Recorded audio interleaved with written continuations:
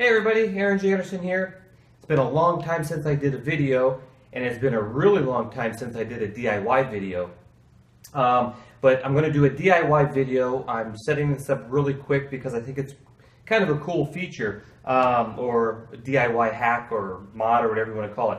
But it's about the Sony a6000 and the flash. Now, the really cool thing about the a6000 is it comes with the flash. Even my Sony a7S, my Nikon D750, a lot of the pro cameras don't have flash. I never understood why they don't add flash to those pro cameras.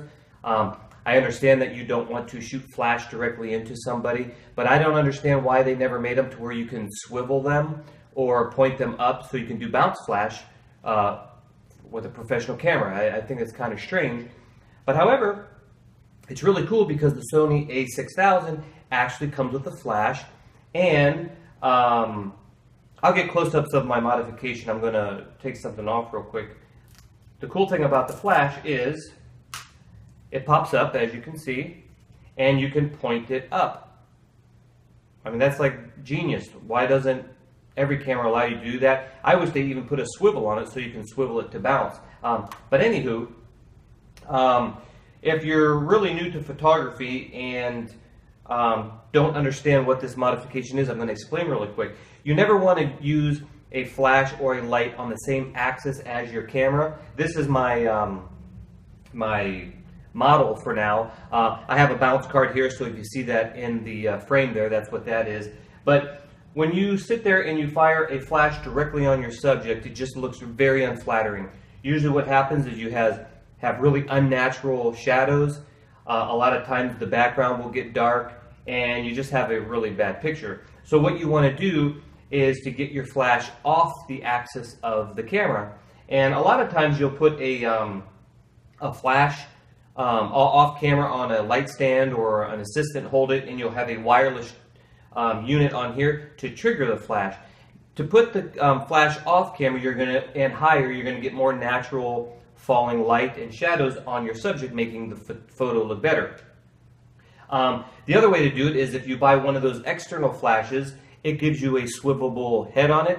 That's not to be able to just point forward, but to bounce off the wall, off the ceiling, or off the wall. And why you want to do that is if you're stuck with a camera on, a flash on camera, by bouncing it off of a wall, that wall becomes the light source now, coming in at an angle and having shadows, and because it's off the axis of the camera, the photo looks better, the light's falling more natural. Same as if you shoot it up, the white ceiling now becomes the light source, so you're getting light raining down, having a more natural look, therefore the photo will look better. So on the a6000, I was looking up reading reviews about it, and I seen that on Amazon you can buy these little plastic L-shaped brackets that when you pop the flash up, you bend this back and you put it in the hot shoe, this little L bracket. Then when you let go of the flash, it basically, I don't know if you can see this, I'll get closer shots. It makes the flash stand straight up so you can bounce flash off of the ceiling. However, I was kind of like, you know, pay 14 bucks for that, wait for shipping. I said, there's got to be a better way, and then you have to have that in your pocket or in your bag, just another accessory to deal with. So I came up with this idea to use Velcro. And again, I'll get closer shots of this, but basically, here is the little strip I did. I really hope this focuses and stuff, but this is the little Velcro strip that I've taken from, let's see if that shows up, Industrial Strength. And this is the this is that hard part. This is the soft furry part that I did not use, and I just cut a little piece of this off. And let's move this part here, and I just stuck a little piece right there, and then a little bigger piece right exactly on the same footprint of the flash. Let's do the flash. You can see it's like perfectly cut there, and it's there, and it just does not get in the way at all. As you can see, nobody would look at that and go, oh, how weird. They would just probably think it's part of an accessory or something of the camera. And then I took one of these straps and I cut a piece off. I measured it by just opening the flash here, and I basically just took this and I went like that, and then I pulled it back basically like that, so that way I can just measure how long this piece needs to be. And after I measured how long that was, I which way does this go here? Nope, this way. I went ahead and I stuck it to here, and I cut a piece, and I kept just cutting pieces to the same size so that I can keep some in my bag, and that way in case I lose it or something like that, I always have an extra piece. And then when you're not using this, you just Velcro it right here, just like that, and it just stays out of the way. I never had an issue with it. Like I said, if it does fall off, I got another piece. And if you want to do fill flash, you just, like normal. If you want to do the bounce flash, stick it on like that, and basically just bring this back, stick it like that, and you've got your bounce flash from, you know, left, right, or above. I've got Velcro, what's this called? Industrial strength Velcro. And why I chose industrial strength is because the sticky stuff on the back is really, really strong. And I do many DIY projects, and I find that industrial strength Velcro comes with industrial strength sticky back to it. When I first did this, I actually used a piece of tape that stuck to the back of the flash over to the side, so when you press the flash, the tape actually made the flash stay up like that. And it worked really good. However, when it's in a closed position, the tape was trying to like straighten itself out, so it was pulling away from the camera, so it's getting like unsticky, you know, it's unsticking itself from the camera. So I always had to kind of, you know, push it back. I was like, that's too fiddly, that's not going to work. That's when I came up with the Velcro idea, because the Velcro pieces are on here, it doesn't get in the way, it doesn't even look crappy or anything like that. No one would look at it and say, ooh, what a junky DIY thing you got on your camera. And because the Velcro isn't constantly pulling on anything, it's stuck there and it stays there fine. So then, that was the reason. Now, if I did the tape that I just told you about, and it pointed it straight up, which is good, but it's getting unsticky. What if I had a back or bright background and I wanted to use the flash's fill flash? Well, this is stuck up now, kind of permanently with the tape. I'd have to take the tape off in order to get my flash to point forward to do some fill flash. And then sticking that back on would just never go, because then the sticky stuff is ruined and blah, blah, blah. So the Velcro works perfect. It doesn't get in the way. As of now, if I point it, it's pointing forward for fill flash. Now, the other part of this is I got one of these straps. I don't know if you can see that, but it's like for Velcroing cables down and stuff like that. So it's a Velcro cable management strap, I guess you'd call it. I use this for the part I'm going to show you, because using the Velcro that came with this is really thick, and it's like a big old pillow, and it didn't work quite, it didn't look really great, and it was too big, and I'll show you why. So I took this little piece of Velcro from here. I actually cut a bunch of sections off. Some I keep in my bag in case I lose this one.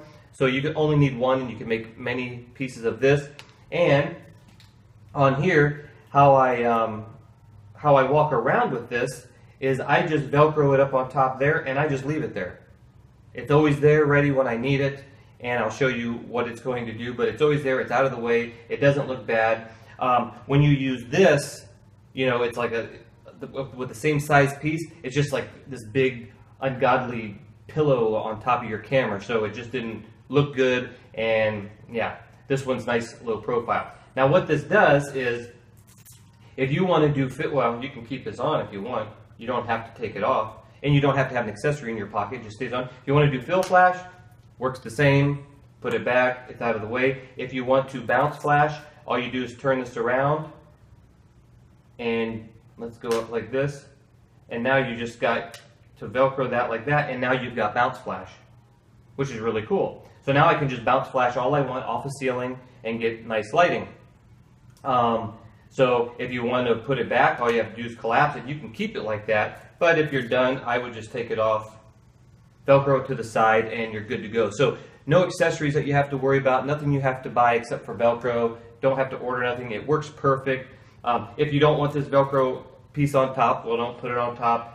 Doesn't take away from the camera, and it works great. Now, one thing really cool that I was thinking, I wish it swiveled well, just a little tip here, if you put the little Velcro piece on here to bounce off the ceiling, let's say, if you don't have a ceiling, or the ceiling is brown or a color, or it's too tall, you can bounce off a wall by just holding the camera this way, and now you can get some side bounce. Or if the wall's on this side, point the camera that way and get some bounce flash. So what you'd have to do is, if you don't want a vertical shot like that, you just have to compose your shot. This is 24 megapixels, so you can kind of compose your shot and then crop in later for a shot like this. Just have to be mindful of your composition if you're shooting like this. But hey, you've got now bounce flash from the top, bounce flash from left to right, and it's pretty amazing. Or you got your fill flash. So really cool, and I've been using it a lot. It works great. I still use off-camera flash most of the time, but in a pinch, you go to a birthday party, boom, even if you're just taking nice photos of your child or anything, in a time's notice, you have your camera, you've got your flash, and you got a little piece of Velcro, you got good bounce. So I'm going to show you now how this works. Now, I have a white ceiling here, so it's perfect. If you don't have a white ceiling and you have a white piece of paper, you can hold the piece of paper above your head and bounce off of that, kind of angle it this way. If you have an assistant, they can hold it.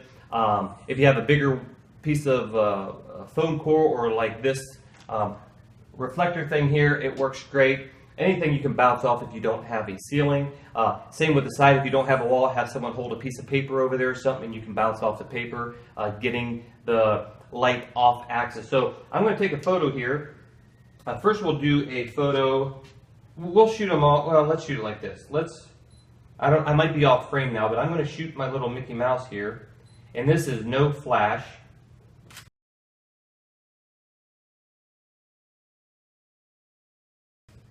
Okay, and I'll put that picture up here. And now we're going to do, I'm going to just do like a normal, like without the mod, with straight flash. We'll see what that looks like.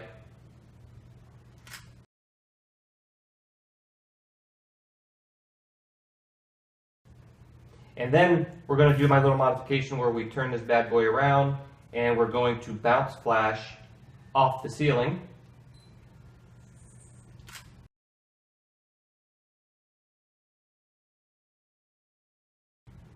And now we're going to bounce flash off of this foam core as if it was a wall, or take some foam core with you, and you always got some bounce flash here.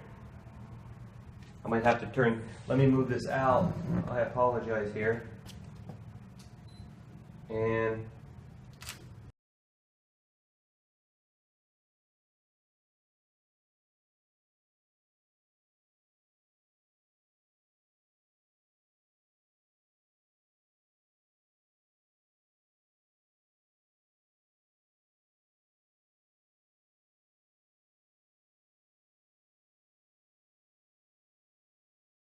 there it is. Let's review these. That looks good. That looks good. That looks terrible. And boom. Okay, so there you go. There's my little modification you guys can try out. As you've seen, I just take the picture, turn it around, and I'm good to go. I can go on my merry way. So anyways, if you have any questions, please leave some comments. And I did get rid of my, AaronJAnderson.com website, because all I was doing is putting up videos on there, which I do on YouTube and Vimeo anyway, so it was kind of a redundant thing of mine, which I ran out of time with all the work I've been getting.